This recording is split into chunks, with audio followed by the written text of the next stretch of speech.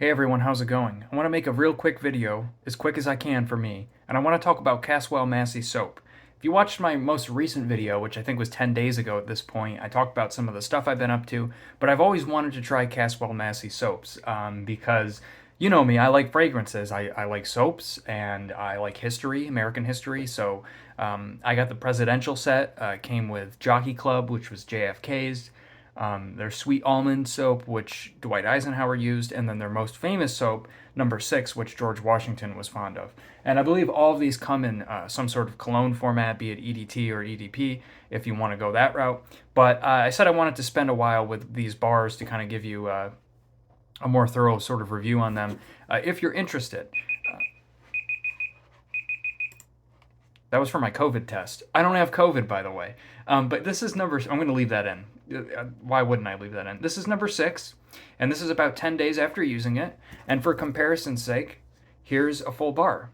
This is the almond soap. It smells wonderful, but I haven't opened it yet. So pretty decent for about 10 days. Not too bad. A lot of people say these last for a month. They even sell a year of soap on their website. You get 12 bars. I don't think this will last quite a month, but maybe like 3.5 weeks or so. But not bad, right? Really not too bad. Triple milled, really hard soaps, good quality. And if you, besides fragrances, because you're probably watching this because you watch my channel and you like fragrances and everything.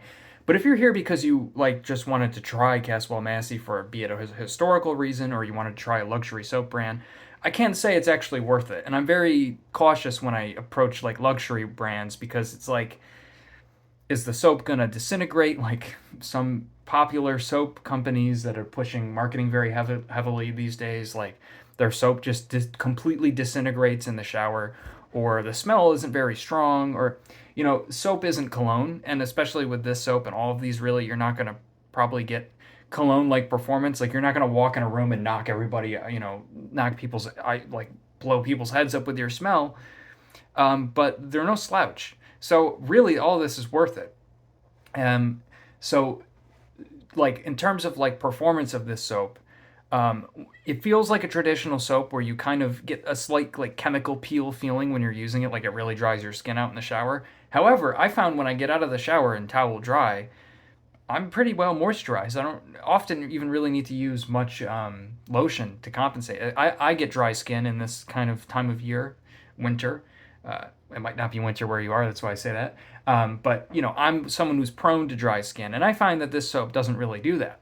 So I find it's pretty decently moisturizing. Now, this isn't necessarily like the most moisturizing. This isn't like a Dove White, beauty bar or anything that really moisturizes your skin. But I was expecting it to like completely dry my skin out, and I just didn't get that. So that's good. So you probably want to hear what the scent smells like.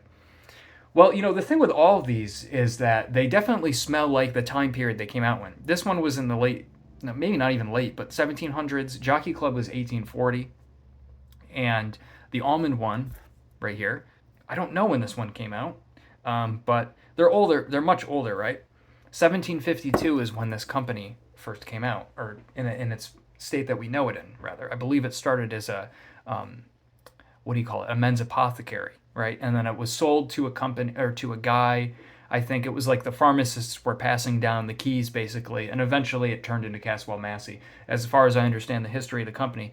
But scent-wise, they all kind of smell like of that time period. Now, certainly these have all been reformulated multiple times, obviously, and especially their colognes. There's been some people saying that they prefer the older formulations, but regardless, this smells wonderful. And certainly I think that they've tweaked it a little bit, probably to be a little more modern smelling, but certainly this really does smell like something from the time period.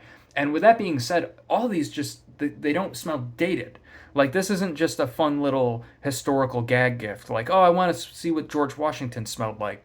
And you're like, okay, you can wear this. It's totally wearable. That's the word I would describe, wearable, completely wearable. Is it very modern smelling? No. Does it smell like a lot of modern designer colognes? No. It smells older, right? Much older, but it's completely wearable at the same time. And the scent of this, at its core, I get a soap smell, kind of like ivory soap. So if you're familiar with ivory soap, that's like the base smell of this, especially compared to the others. It just has like a nice soapy smell. That ginger citrus smell from Ivory soap kind of has that. But then the main scent of the soap, uh, honestly, to me, smells like 4711 cologne. So if you're familiar with 4711, and another very old brand, it really smells a lot like that. It's got that citrusy sort of green, like basil, rosemary kind of smell to it with a lot of nice citrus.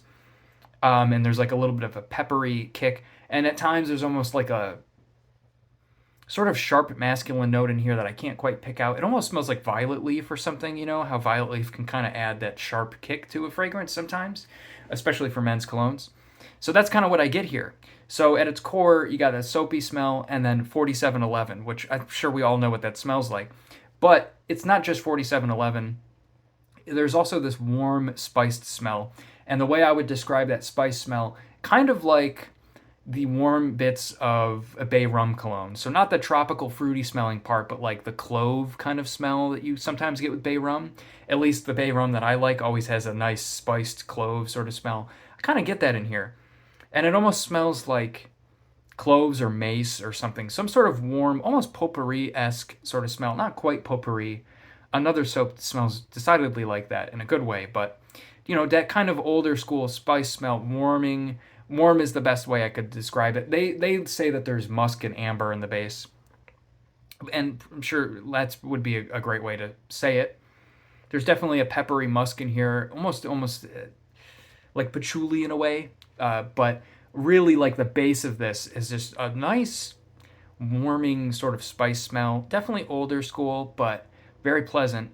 And again, I've said this many times already, very wearable. Very wearable. You're not going to wear this and be like, oh, Jesus, I should have picked something else. It's fine. It really smells nice. And performance-wise, when you use this in the shower, it like the whole freaking room smells like this. It's really a nice aroma. And I've even found I'll walk out of my shower, come back in, you know, later, and I can still smell it. And as a matter of fact, like I can smell the soap sitting in the shower all day basically, and it's not like overwhelmingly strong, but I can pick it out. So it's a great aroma. And again, like I said, I believe I said in the beginning, it's not a cologne, so don't expect to like blow people's heads up when you walk in a room with your scent. But I'm surprised at how well the performance is, or how good the performance is. It lasts all day. I mean, I can take a shower with this in the morning, which I will soon, and I'll come home from work. I'll probably get home from work tonight around 10:30 p.m. I'll still smell this on myself. Now, it's going to be close to the skin. You know, it's going to be one of those things where probably for the first couple hours of the day, if you're hanging around people, they'll probably smell it on you. But then it's like people are only going to smell it if they cuddle you or they give you a hug or something, but they'll still smell it. And you will certainly smell it on yourself. And then there's been times where the next day I could still faintly smell something. As a matter of fact, last night, around like 8 o'clock or so, I took a shower and I used Jockey Club, and I can still smell Jockey Club on myself today. So it's good stuff. Yeah, overall, I think this one smells fantastic. I will do a review of Jockey Club. I think I actually prefer that one more. It smells very sophisticated and masculine and like just suit and tie. It's a wonderful scent. But this one is really good as well. I would call this one like the refined sort of like dapper scent almost in a way, like really a wise man would wear something like this, you know. And it is unisex. Like there are definitely women that will enjoy this scent too. I think it leans a little masculine, but I think a woman could wear this too. You know, the soapy aspects of this kind of are always there, so you'll get that. Jockey Club a little more masculine. I think that's not a lot of women are gonna like that one, but yeah, this is just it's really nice. It's an uplifting sort of thing. You're gonna smell it on yourself all day. It smells wonderful. It gives you a bit of that luxury experience. It really does, because it performs well. It smells so nice. It just taking a shower is like a little bit of an extra experience, if you will. So I really enjoy this. Number 6. I'll review Jockey Club next, and then I'll do their almond bar after that. Probably a week in between. I'll have more stuff. I'm still reading. My Heart is a Chainsaw by Stephen Graham Jones. You know, I read like a couple books a week. I've been so busy, man. Like, I'm definitely getting back in the groove. And by the way, this soap review is done now. I'm just talking about catch-up stuff now. But thanks for watching. Really, I mean, I really appreciate it. But Things are becoming more normal now in my schedule, but it's still busy. But I'm just like, I had no time to read. I hate saying I have no time. I don't like saying that, but I truly didn't. But yeah, now I'm definitely getting back into reading that, and I'm like 200 pages in, so I'm about halfway through, and it's really good.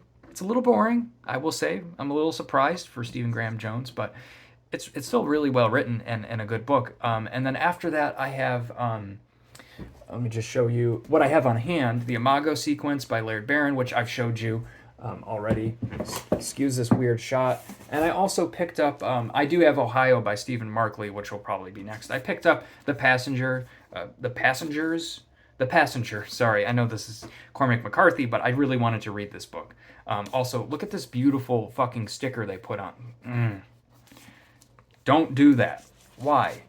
Yeah, I'm looking forward to reading this one. And I know, what's the sequel? Stella Maris. I can't remember, but the sequel should be out by now. But yeah, I'm looking forward to reading this one as well. What do y'all think of the cover? I'm not impressed. I don't like the cover. Fine. But yeah, really looking forward to reading that. And then what comes after that, I don't know. Those are all the books I have right now that'll get me through. I thought that was going to last me a week in terms of books. Almost thankfully it didn't. Now but yeah, I have some stuff coming soon. In terms of movies, I haven't done a lot of movie reviews, and I know some of you folks like talking about that. I definitely still have movies to watch. I hate saying I don't have time, but I didn't have any time to watch them. But I still have some 4Ks and stuff that I have to watch.